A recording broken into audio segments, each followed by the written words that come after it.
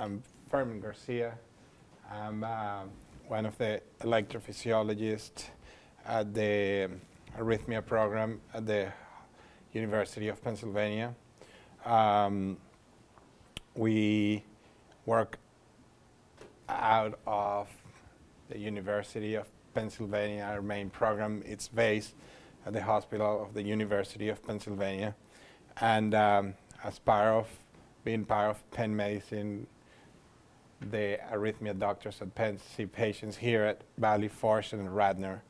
And as part of the educational sessions with this new facility here at Valley Forge, I was asked to talk about atrial fibrillation.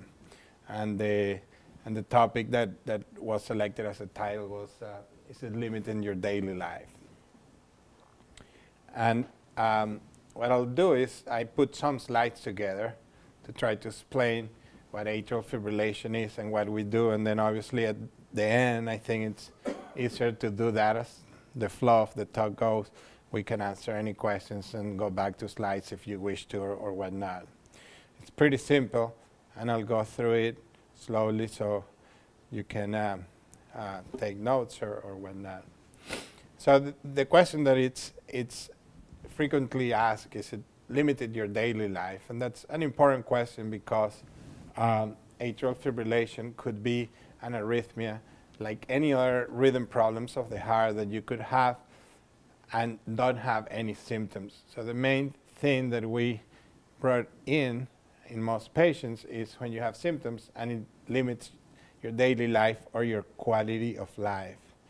And then obviously for heart doctors and especially for electrophysiologists, in part because we treat a lot of arrhythmias that cause symptoms, the real question is, does it have to limit your daily life? And clearly the answer to that is no.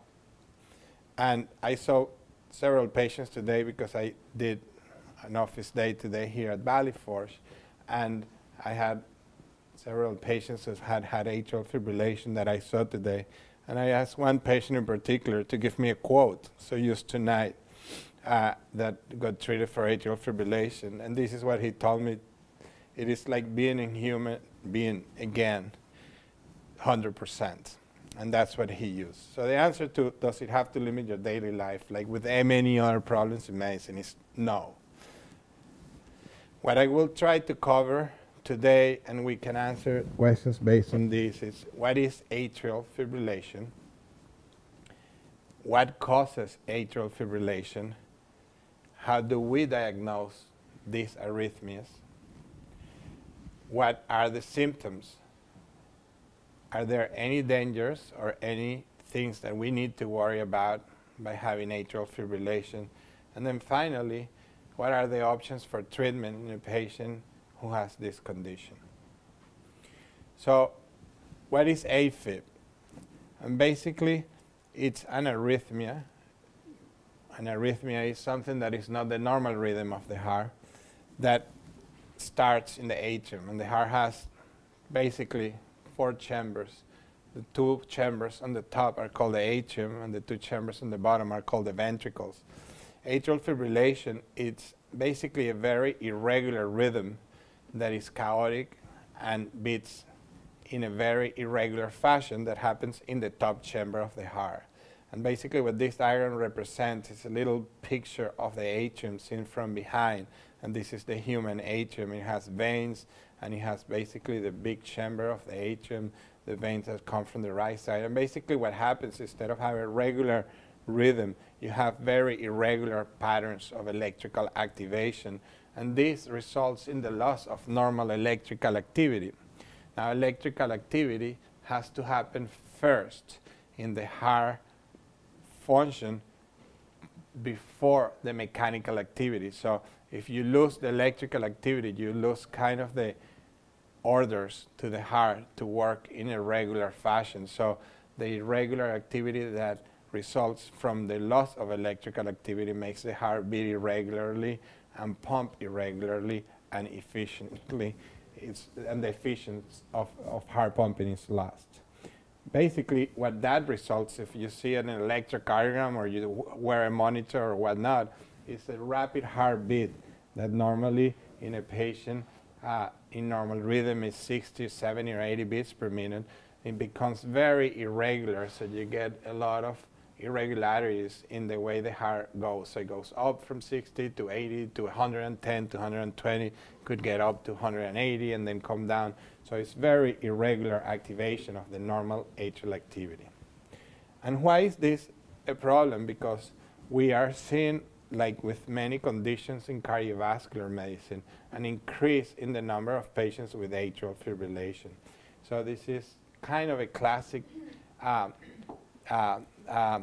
curve of the incidence of AFib that I bring it to share it with you, and it may be a frequent picture that it's used in every symposium and every meeting when people start talking about atrial fibrillation at every academic level in arrhythmia and cardiology meetings, and that is the incidence of AFib. And basically what we know, either because we're more aware of it or because there is an increase in the population and aging, is that as time goes by, we've seen an increase in the numbers of patients with atrial fibrillation, estimated in 2010, basically in the 10 or 15 million range.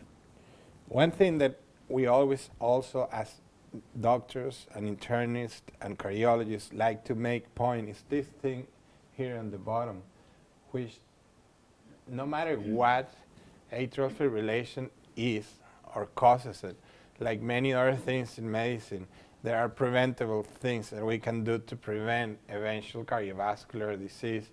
And before we go into details about specific treatments or ablation or whatnot, the risk factor modification seems to be essential to the prevention of an epidemic of any cardiovascular condition. So it's, for example, hypertension and high blood pressure is one of the main factors seen in patients with atrial fibrillation. So what I tell patients is it doesn't matter if you come here to see me to think about a procedure for atrial fibrillation, but if you're walking around with a high blood pressure of 160 or 180, really, no matter what I do, you still will have risk to have atrial fibrillation. So there are things that need to be treated aggressively, and as internists and cardiologists, we take this very seriously into consideration before we talk about the numbers, and perhaps it's something to be aware of. What causes AFib? The short answer to that is we really don't know for sure what causes AFib. All we know it's an end result of electrical activity that is very irregular. And there are many theories of why this happens. The most common explanation for this comes from the fact, and this is how I put it to patients and what we know. The most common area that causes atrial fibrillation to happen comes from these areas here in the left side of the heart, in the left atrium. They're called the pulmonary veins. And what we know, it's around these pulmonary veins, there is a lot of input from the autonomic nervous system. So the heart, like the stomach, like the colon, like every organ, it's also in control with the brain. So there's nerve connections between the heart and the nervous system that controls your rapid heartbeat when you get excited and you exercise, for example, and then it slows down. And those connections seems to be in the atrium around the veins, so around the veins that come in, the vena cava and the pulmonary veins. The other thing that it's important with this is that the pulmonary veins are not part of the heart itself, they're part of the lungs. So they come into the heart and they get somehow glued into the heart, and that somehow, it's all these little lines in here, these are muscle fibers that basically turn around the pulmonary veins and the heart to glue these veins together. They're part of the lung. They empty the blood that oxygenates in the lung into the left atrium. So it seems to be a conjunction of things that predispose these particular areas, and I'll show you a little picture in a while to make these areas the most important areas to cause atrial fibrillation. And then once you get these extra bits that trigger atrial fibrillation, the atrium itself starts to beat erratically, and then usually either stops or continues, and we talk about that in a second. So how is it diagnosed? Well, like with any arrhythmia that we see, you either will have symptoms or you will not, and we'll talk about the symptoms in a second. But in order to diagnose any arrhythmia, even though symptoms are important, we need to document the arrhythmia. So we cannot tell anybody that they have, in this case, atrial fibrillation, unless we see it in paper. And paper means documentation, and documentation can get acquired from monitors. So if you wear a Holter or a transtelephonic monitor, what it does is looking at your heart rhythm beat to beat. And either asymptomatically or symptomatically, if you develop this arrhythmia, it gets recorded.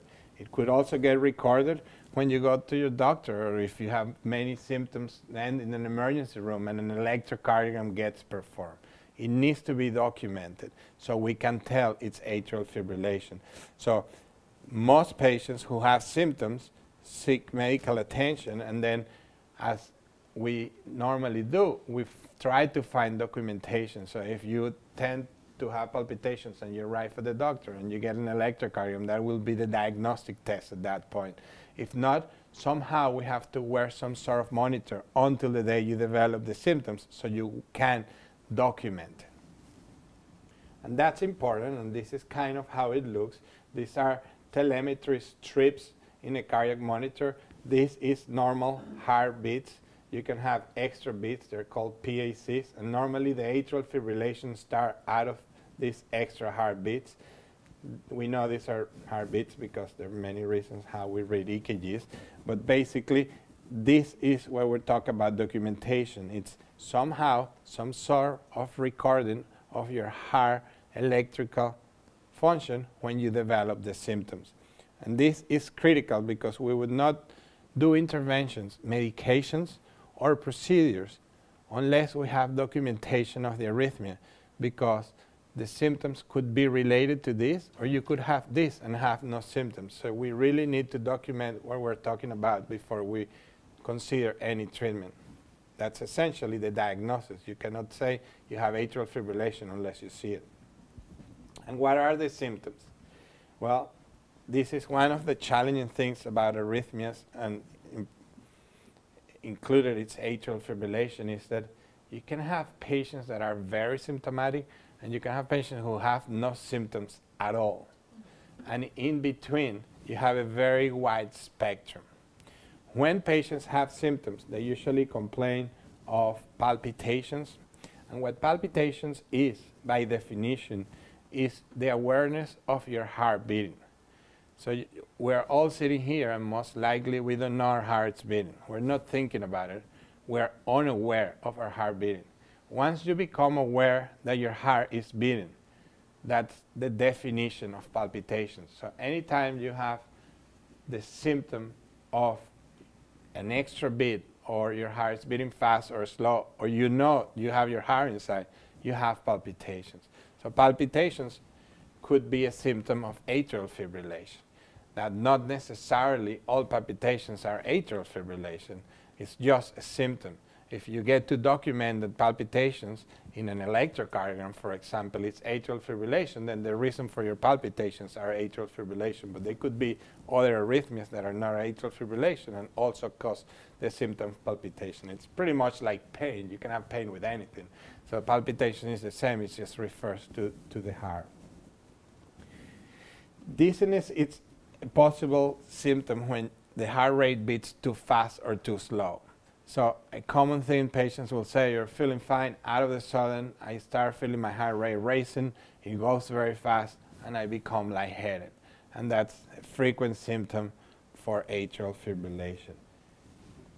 Fatigue is something that we frequently see in patients with atrial fibrillation after particularly an episode of AFib, and it terminates and goes back to normal rhythm. It can last few seconds or 10 minutes or 1 hour.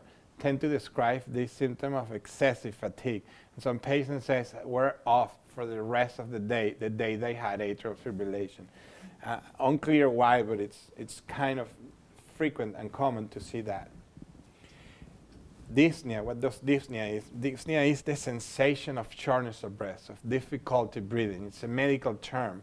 And basically it means that either at rest or when you try to exert yourself, you have excessive shortness of breath. And this is very common with atrial fibrillation. And the reason for that is because the hemodynamics and the way the blood circulates in the heart, it goes from the top in the atrium to the bottom on the ventricle and then gets expulsed out into the circulation. If you lose that electrical squeezing function, then the blood kind of doesn't move the same way. And most likely with exertion, what happens is when you try to exercise and move more blood through the lungs and more blood through the heart, you're not able to do that, and the pressure goes up backwards. Backwards is the lungs. And that's why you have this sensation of shortness of breath, because the pressure in the lungs is a little bit higher, and you have this sensation of difficulty breathing. Usually, if the arrhythmia resolves, in a few hours or minutes, it all depends, things kind of go back to normal and that sensation goes away. So again, it's not infrequent. In between parentheses here says HF. What that means is heart failure symptoms. So patients who have dysfunction of the heart and have heart failure, the most common symptom is that. It's like if the sump pump doesn't work at home, you accumulate water in the basement. The same thing is the analogy with the heart. It's kind of a sump pump. If it doesn't work well hemodynamically, you accumulate water in your lungs.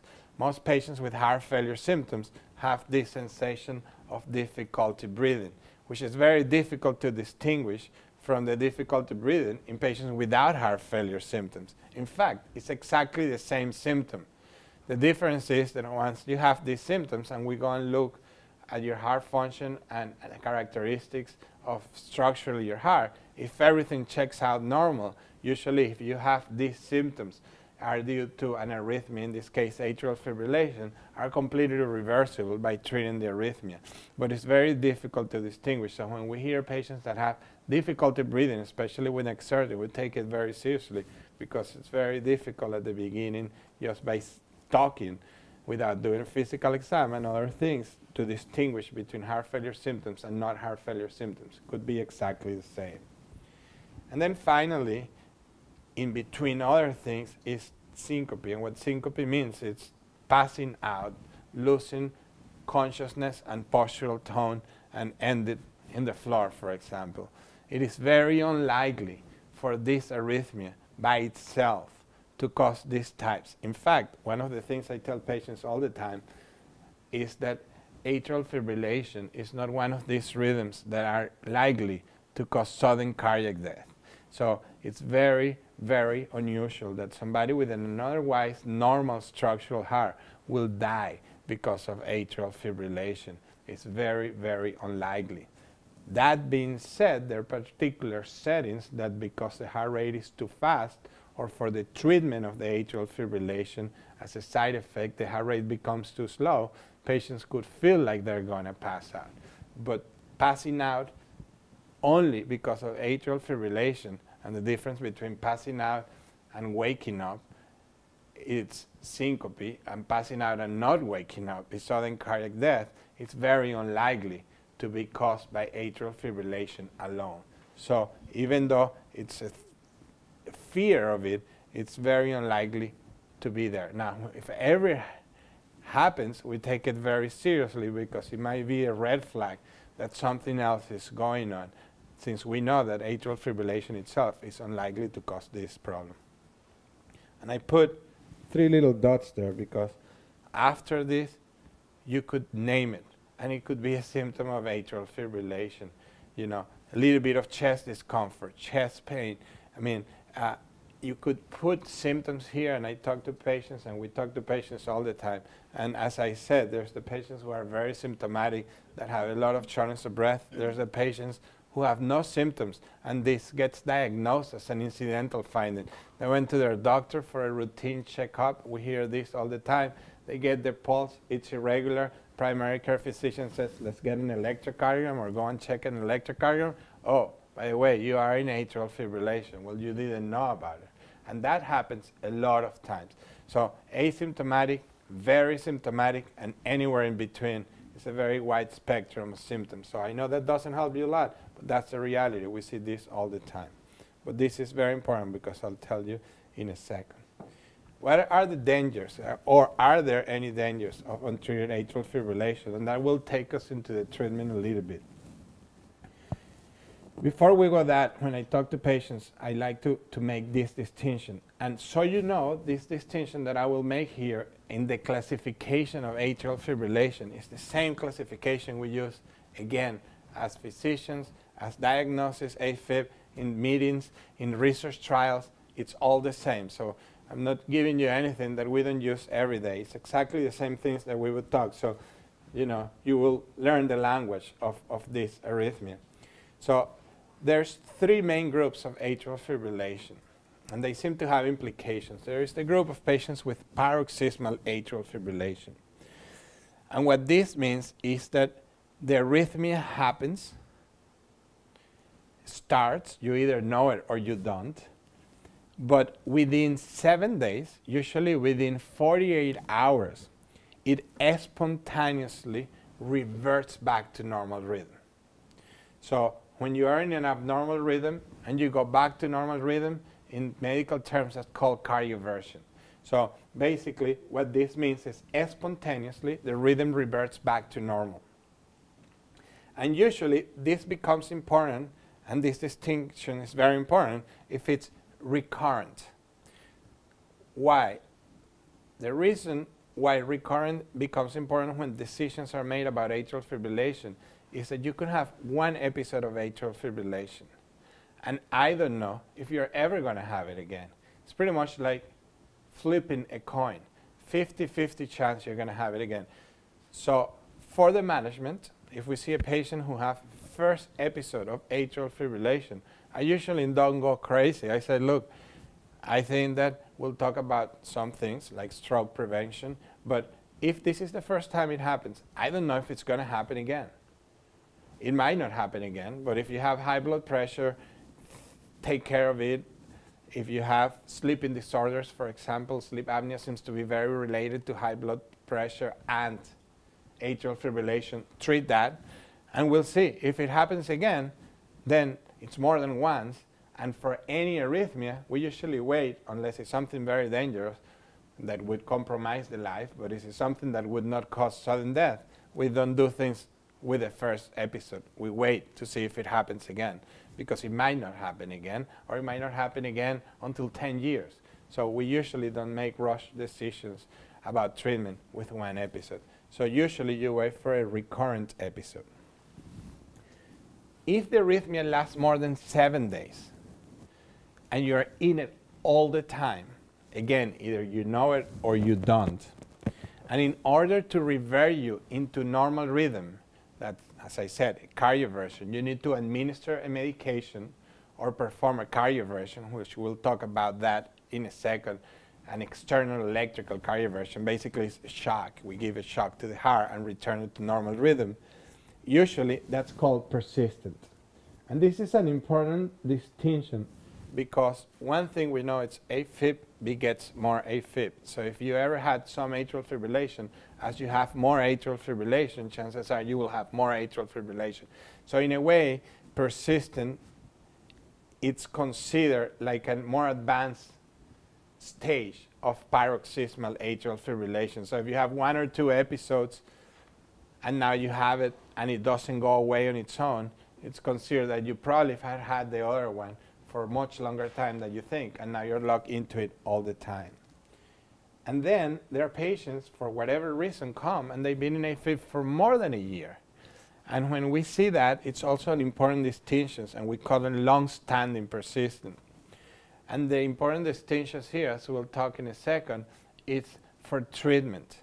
The treatment of paroxysmal patients is pretty straightforward, and they seem to do much better with any interventional strategy than patients who've been in AFib for 2 or 3 years. And the reason is because as you are in AFib, imagine your atrium beating at 500 beats a minute constantly. Now, you might not feel it. That doesn't mean your heart rate is 500. You cannot live with a heart rate of 500. But the atrium can do whatever it wants. Okay? And as it does that, the atrium can get larger and larger and larger. And if it gets larger, it gets used to AFib, and it doesn't go back on its own. So as it gets larger, it's also more difficult for us to do anything that will work down the line.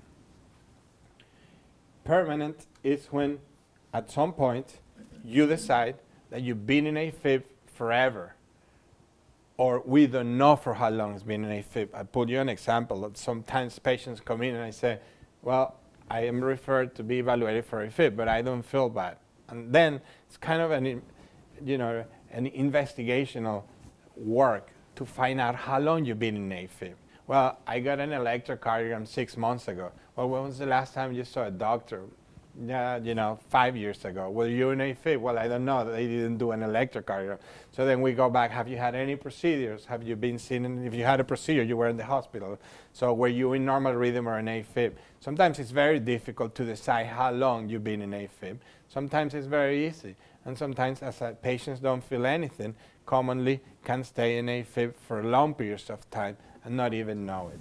If that happens for a long time, it's considered a permanent chronic condition. And in the absence of symptoms, the main treatment is to prevent bad things from happening. And what are the bad things from happening?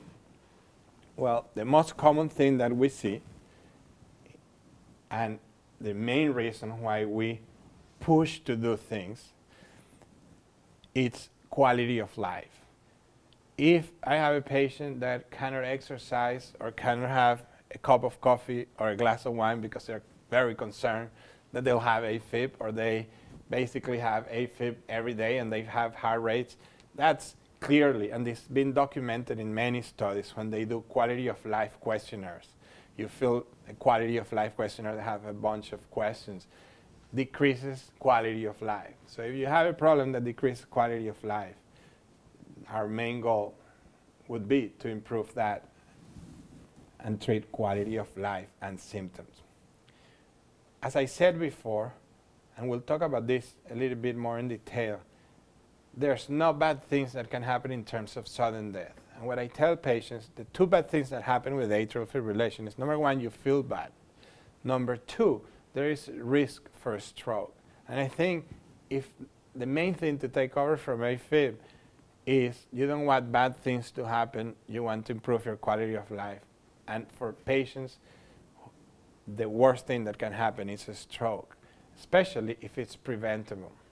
So the main risk for AFib stroke, why does that happen? And I'll show you pictures. There's two little structures in the atrium. They're called appendages. They're like little ears, sacs, that who knows why we have them. They're made there embryologically, maybe 100 years from now, they'll go away because it seems like the only function they can play is to create clots in AFib and have a stroke because they don't do anything else. But we have them, and what happens is, normally when the atrium is contracted, blood circulates very well. If blood circulates, it cannot clot. But if the atrium is not contracting, the appendages just sit there, and blood doesn't circulate. If blood doesn't circulate, there's a risk that that blood can clot. And if it clots inside of the heart, it can break off. Now, it's not like a big thing is going to break off. The problem is that a little thing that breaks off can go to the brain and can cause a little thing, a little clot can cause a stroke. So the reason is that the atrium is not moving and the blood's not circulating. So one of the main treatments for atrial fibrillation, and probably, I think, the main things for AFib that we have a responsibility as physicians is to prevent strokes. And we will talk about that in a second on how to do that. There's some studies that, especially if you have heart failure and you get AFib. So this is an important thing because atrial fibrillation and many arrhythmias are electrical disorders. That's why we are electricians, we are electrophysiologists. Can happen in a perfectly normal structural heart. So your home can be perfect and it has a short circuit. That doesn't mean anything else wrong with it. It's just a short circuit. The same thing happens with arrhythmias. You can have many arrhythmias with a perfectly normal structural heart. What happens is, and one of the reasons why we see so much AFib, is that if you have an abnormal structural heart, so you have a prior heart attack, heart failure, a thick muscle, a weak heart, etc. The most common arrhythmia is atrial fibrillation. So most patients that have heart failure, if they develop atrial fibrillation, they become very symptomatic. So atrial fibrillation in this setting could potentially increase mortality because there is an underlying structural heart disease that seems to be affected by the development of atrial fibrillation. We're not sure if one causes one or the other, somewhere in between perhaps. Usually the AFib alone doesn't cause anything bad to happen in terms of mortality. But there is some data, and I put it there because why do we worry? Well, if we can make a heart failure patient live longer, for example, it's worth treating the atrial fibrillation. How do you treat it? Well, there are several steps into treat atrial fibrillation, and I will go through each one of them. You have heard, and if you have experienced atrial fibrillation, one of the main things that you will hear your physician saying is, all right, let's do a cardioversion. What is a cardioversion? Well, a cardioversion just means that we're reverting your normal rhythm back into normal rhythm. That's all it means. We took a patient with atrial fibrillation that has not stopped on its own after 24 or 48 hours, and we are going to restore normal rhythm. The way to restore normal rhythm is to reset the electrical circuits in the heart. So we put a couple of pads. We tell an anesthesiologist to come and give you conscious sedation, just like you would get if you have a colonoscopy or any other procedure. And then through it outside defibrillator, just like the ones you see in the airports and just like the ones that are in every physician's hospital environment, we set up the defibrillator and we tell it, shock the heart at 100 joules or 200 joules. What that does is shocks the electrical system and reverts it back to normal. And then you cardiovert the heart from AFib to sinus rhythm or to normal rhythm. That alone is a treatment strategy. The question is, will the AFib come back? And this is a slide that it's used again in every meeting, and I don't see why not show this to you so you know. If you were to have atrial fibrillation and you get a cardioversion and you don't do anything else, you don't do nothing else but a cardioversion. And this is frequently a first-line strategy because, as I told you, we don't know if it's going to come or not, and it's like flipping a coin. When I said flipping a coin, I meant it literally. If you don't do anything else, there's around 50% chance that within a year, AFib will come back. And what I tell patients is, well, you don't know if you're going to belong to the 50% that's going to come back or the 50% that is not going to come back. So might as well just do this and see what happens. And that is the data. Now, the other thing that we know, as time goes by, once you have an episode of atrial fibrillation, there is more likely, and this is what this curve shows. This is number of patients and years, arrhythmia-free survival. Once you get diagnosed with it, within 2 years, there is at least a 70% chance you'll have another episode. Again, if you belong to the 30% team that is not going to have it, you're fine. We don't know that. So we usually wait for more than one episode. We don't make chronic decisions based on one episode. Let's keep that. The second thing that's important is decision of anticoagulation. And we want to prevent strokes. And this is a complicated slide, but I'll take you through it so you understand how we make this decision. Again, this is medical slides, and I'm showing them to you so you know how we think. And these are the specific questions we're going to ask a patient with atrial fibrillation when they come to see us for the first time in order to prevent a stroke. How do you prevent strokes? The only way to prevent strokes is with blood thinners right now. And I will show you some things we're working on. But right now it's for blood thinners. So if you think about it, if you give every patient with atrial fibrillation blood thinner, so let's say you're 20 years old, you come with AFib, we give you a blood thinner. What's the problem with that?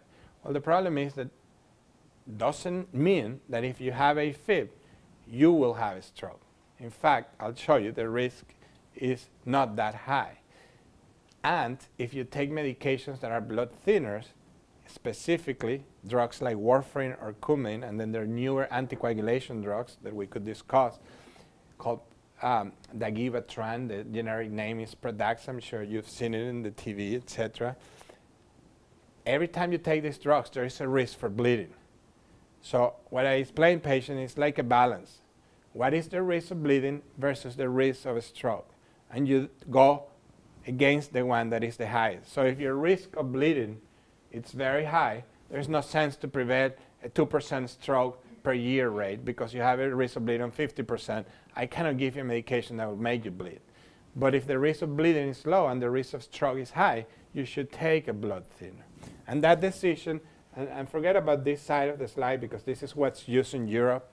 We sometimes think about it, but we don't use it. It's this. We ask basically 5 questions to decide who takes Coumadin and who don't, or who takes warfarin or who takes Pradaxa. And that is based on studies, and this is the accepted guidelines. If you have history of heart failure, that gives you 1 point. If you have history of high blood pressure, that gives you 1 point. If you are more than 75 years old, that gives you 1 point. If you have diabetes, that gives you 1 point. If you ever had a stroke before, or a mini stroke, that's what a TIA is, transient ischemic attack, a mini stroke, then you get 2 points. And the reason why you get 2 points is because if you have atrial fibrillation and you had 1 stroke, basically you're playing with the chance of getting another one. You don't want to wait for a second one. So that doubles the score. And these 5 factors is what we use when we decide. And what has been seen by looking at these factors, if you have none of these risk factors, your chance of a stroke is 2%. And if the chance of bleeding from Coumadin, it's, let's say, 2%, they equal each other. Why would you take it? So somebody who has none of these risk factors, doesn't have diabetes, doesn't have hypertension, is less than 75, has a normal structural heart, and never had a stroke, we said, well, your risk of a stroke is very low. And that's why I also say patients. I never say there is no risk of a stroke. It's very low. It's less than 2%. It's not 0. Have we ever seen a patient who have a stroke without risk factors? I have. But it's very low. That don't favor the use of blood thinners. So we take an aspirin, for example. Now, if you have all the risk factors, you have diabetes, hypertension, you're more than 75 years old, you had a prior stroke, and you have an abnormal heart, basically you bought all the tickets to have a stroke in the setting of atrial fibrillation. That is the other extreme. It's 20%. That's really high. So you definitely should be treated. And then it's somewhere in between. The point of decision for most interventions in cardiovascular medicine is 3%. So if you have 1 point, that means you have high blood pressure or diabetes or heart failure, or you had more than 75 years old. Only 1 point, we tend only to recommend aspirin and not full blood thinners. If you have 2 or more points, that is more than 3% risk. As I said, 3% seems to be the point in which an intervention makes a difference in big groups of patients, then we tend to recommend anticoagulation. So if you have hypertension and you are 76, or you have diabetes and hypertension, or you have hypertension and something else, or you had a prior stroke, that's 2 points right there, we tend to recommend the use of blood thinners. So that decision is made on a risk factor, and not everybody with atrial fibrillation needs anticoagulation. That's an important thing to know. How do you treat the atrial fibrillation? Basically, depends on what decision is made. And there are 3 options. There are the patients who are left in atrial fibrillation and you just prevent a stroke. That is rate control. You live in atrial fibrillation, you just make sure your heart rate is not fast, because fast is bad. That's the only thing we know for patients who don't have symptoms. And there was one study done for that, in which they took patients and they basically, these studies, it's favor the rate control. And basically what that means is if you had no symptoms and you're more than 75 years old and you had AFib, basically what you need to do is make sure you don't have a stroke and keep your heart rate slow, and it seems to be enough if you don't have symptoms. And that's very important. That's why I said symptoms so much at the first part of the talk, because no trial includes patients with symptoms not to do anything, because that would be crazy. If you have symptoms, basically we tell you just suffer with it. So no patients with symptoms are left alone. If you don't have symptoms, then there's some data that you just need to slow the heart rate and prevent a stroke, and you're good. Then there are the patients that we decide to revert them into normal rhythm. And then there are two strategies for that. There are medications. And the medications are decided based on different conditions, but basically they are specific antiarrhythmic drugs. They're usually just administered by cardiologists and electrophysiologists. There are many of them. I put some names there because you might hear dronedarone, flecainide, propafenone. They have generic names and brand names. Basically what these drugs are is they try to prevent the AFib from coming back.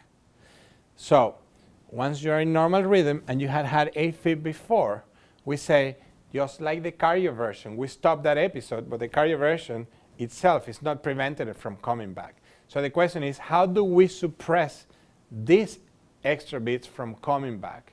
Well, there are medications that can suppress the electrical system. They're called antiarrhythmic drugs. So one first-line therapy is to use an antiarrhythmic drug to prevent the events from coming back. The problem with that is that they can have side effects. This is a classic drug that we tend not to use too much. This is amiodarone. And if you read the package insert, and this is one of the problems that we, interventional electrophysiologists, have with drugs, is that these drugs don't cure the atrial fibrillation.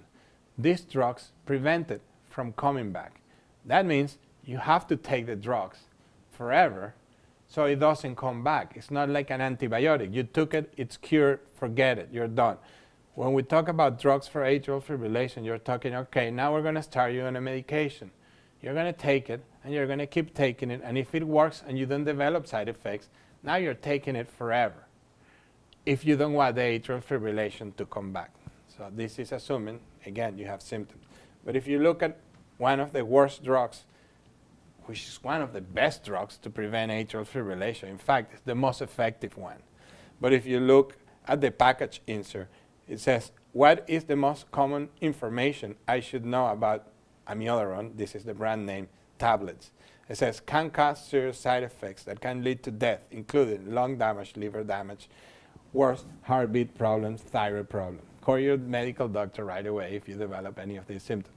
So when we talk about drugs, they're not necessarily safe or good, especially taking into consideration if you have to take it for long term. Nevertheless, they're the first treatment for AFib, and right now, based on guidelines on what we do, usually we consider one antiarrhythmic drug before we do anything else. This is the extreme. This is the drugs that have the most side effects. I'm not bringing this to scare you. I use amiodarone a lot of times. It's just that this is one of the problems with these medications. The second problem with the medications is that if you look at all the different drugs, this is a little line for drugs in months, and what is the free interval from atrial fibrillation. So there is no single drug that is more than 50 or 60% effective. Not even the new ones are better than that in multiple medical trials. Again, the reason why we consider them is because if you are the patient who works, it might be easy to take a medication. And I have many patients who would rather take medications than consider anything else. So if you are somebody who likes or doesn't mind taking a medication, then that's fine because you're not a procedure person, for example. And that decision, it's up ultimately to the different options that are played. And that's why we try them. The reality is that even if you try them, they don't necessarily are effective. And that's when procedures come. So when drugs fail, and we usually, in our practice, try one antiarrhythmic medication. If it fails, we have a discussion about what else to do, especially in the highly symptomatic patient, are ablation procedures. Now, I'm an electrophysiologist. I do catheter ablation. If you are a surgeon, there are surgical procedures that are done with surgery, and that is called surgical ablation. It falls into the same category, except that the procedures are different. They're more invasive than what we do with catheters. And the only reason I put this here as catheter ablation, it's because that's what we do. In all fairness to your options, surgical ablation would fall into that category also. And then there are some centers that do more ablation than others. And the reason why we know this works, and this is not meant to be a very complex slide, but I told you about those pulmonary veins. This is an angiography of a pulmonary vein. We inject dye. Back in the 90s, this was discovered in France. And these guys were doing this very interesting research. They discovered that 90% of atrial fibrillation episodes is inside of the pulmonary veins. And that gave rise to what we do today, 20 years, almost 15 years after. So even these procedures haven't been around for that long. We've learned a lot in a short period of time. But these guys in France discovered that people with atrial fibrillation, when they put an electrical catheter, and these are the electrical signals, inside of these anatomical structures, 90% of the initiation beats that cause atrial fibrillation come from the pulmonary veins. And that's why when we go and do these procedures, where we're looking at it at electrically eliminating the connection between the pulmonary vein and the heart. And the main procedure for atrial fibrillation is called pulmonary vein electrical isolation, or PVI. And that's, when you read about this in the internet or anywhere else, most of the definitions based for this ablation are based on the elimination of these connections between the veins and the heart. And this is just so you know how we look at things, and I am not going to go into details. This is a slide that it's a medical slide, but this it's how we actually work. We're not imagining these things. We actually have very good imaging technology nowadays that is available to us, and we can take with CAT scans beautiful pictures of the atrium. So this is the atrium, and then we put recordings inside of the pulmonary veins and record this electrical anatomy, and then by doing lesions in a circular fashion with different technologies, catheters or balloon or whatnot, we eliminate these electrical connections. So if the pulmonary vein decides to try to go into AFib again, well, guess what? Now it cannot talk to the heart, so it cannot cause atrial fibrillation. And that's the concept, and that's where we are now. And we have multiple imaging methods, and what we do is we go around the pulmonary veins. So these are the pulmonary veins. This is a CAT scan of a patient with atrial fibrillation that we did a procedure in our laboratories.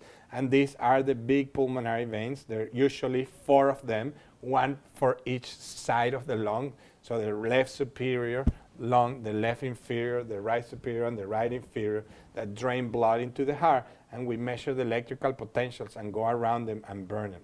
In fact, there is a lot of technology involved with this. This is a snapshot of how a big screen in laboratory looks when we're doing this procedure. We have an echocardiogram constantly recording electrical signals. This is how this goes flowing in terms of electrical signals, and you see how these signals were kind of disappearing slowly. You see, this is some firing, and as we go ablating, we're looking at how the catheter moves inside of the heart. These signals start to disappear, and as they disappear, it also goes away, the ability to have atrial fibrillation. So this is kind of a lot of technology involved into a program like this to get all the potential modalities to do this. And then the question is, well, what's the difference with medications? How much does this work compared to an antiarrhythmic drug? Because if you guys are going to put patients through a procedure, my first question would be, are you guys better than an antiarrhythmic drug? So certainly, to be honest, it's not that difficult because you only need to be better than 50%, but you would hope that you're much better than that. And this is kind of our experience over time. And one important factor here, which I told you at the beginning for different reasons, is to differentiate between paroxysmal and persistent. And the reason is because the outcome in all series of patients with atrial fibrillation is different. And it seems to be that AFib begets more AFib. So what I tell patients, when they are paroxysmal, it's the right time to do this earlier. And so as we go, guidelines are moving more and more forward to do procedures and to try to cure atrial fibrillation at an earlier stage rather than a later stage, because the outcomes for ablation are much better if you do it while you're in atrial fibrillation and are able to get out of it, so you're paroxysmal, rather if you're an AFib for 1 year or 2 years. And the success rate, I don't want you to look at the 95% or 100%. If anybody tells you that they do atrial fibrillation and you're 100% cured with one procedure, I would suggest that you go and see somebody else, because it doesn't happen, okay? This is the important column right here, which is having atrial fibrillation, and this is probably 2 years old, and we have much newer technology and newer things that we're doing. But overall, a good program that does atrial fibrillation ablation, and after the ablation, you look at your outcomes of antiarrhythmic drugs. That's very important, because I could do an ablation and keep you on antiarrhythmic drugs, and the success rates could be 90%. But the reality is that if you're doing this, you're trying to not take the antiarrhythmic drugs. So what is the success rate of antiarrhythmic drugs? And this is, I have another slide, but I wear this because it's a nice differentiation for the truth, is somewhere around 85% success rate for one procedure for atrial fibrillation and be completely off antiarrhythmic drugs is now what best centers looked at. And that's very important, because I'm very clear with patients. Like, this is not a procedure that if you get it done, you 100% you're done with it. It's like having an appendix removed. You got it out, that's it. You will never have appendicitis again. Well, that's not how it happens with this. And the reason is because of the technology we have now.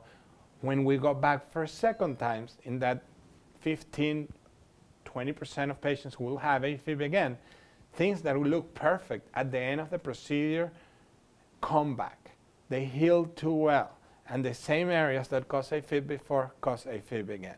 Now, we've learned over the last 15 years how to do a better job, how to do other new things. We use very novel methods for breathing and respiration during the procedure to improve catheter contact.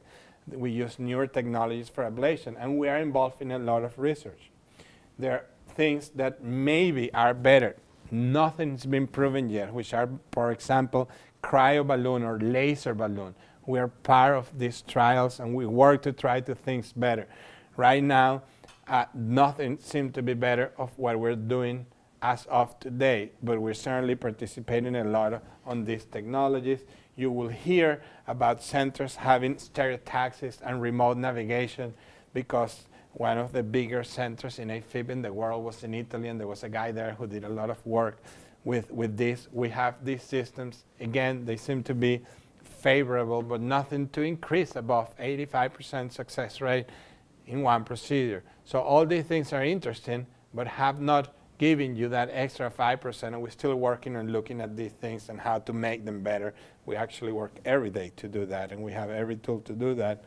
But that's the reality. It's much better than medications, or for symptomatic patients, it's the appropriate thing.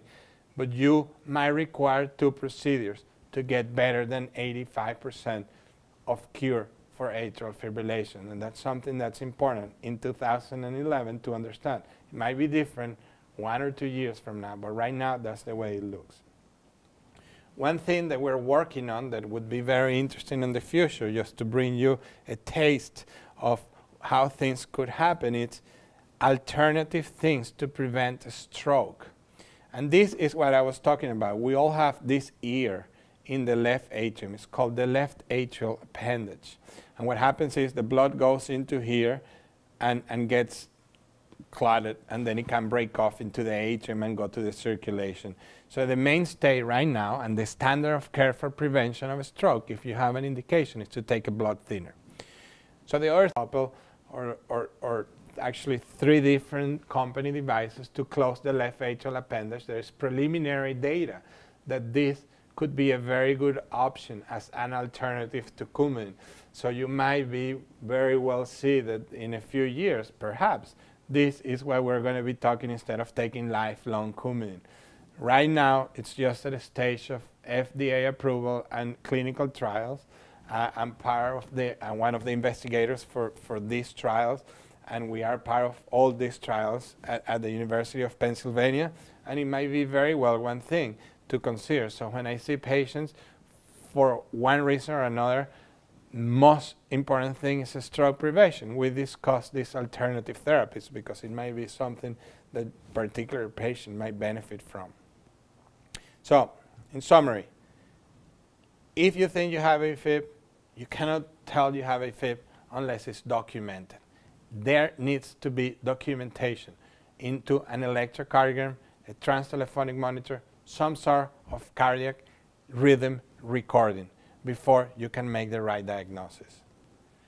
The symptoms are mostly what drive treatment of decision strategies. So the symptoms are what makes decisions in terms of what to do next, and that's very important. That being said, stroke prevention, it's a major thing in atrial fibrillation. So prevented bad things from happening, in my opinion, worst thing that can happen in a patient with AFib is a stroke. So we concentrate a lot on trying to prevent this from happening.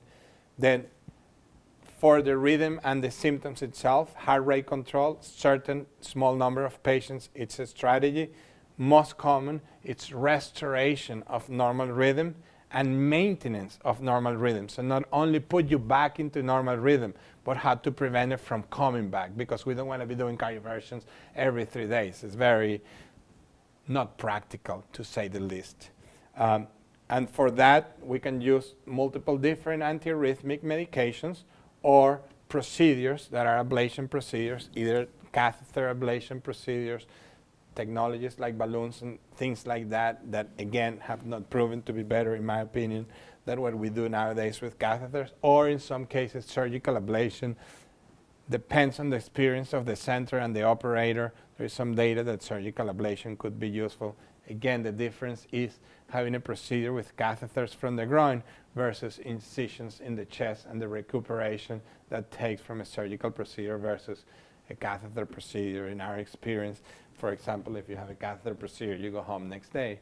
A surgical procedure will certainly not be like that, and is not better one or the other. In fact, catheter ablation has much more data than surgical ablation, and that's why we do most procedures in an AFib group at University of Penn with catheters and with surgery. But in any case, you might hear about this. That's why I just wanted to bring it up so you know the different options and everything that can be done for AFib. I think that's all I have in terms of slides, and I'll open it to discussion and any questions.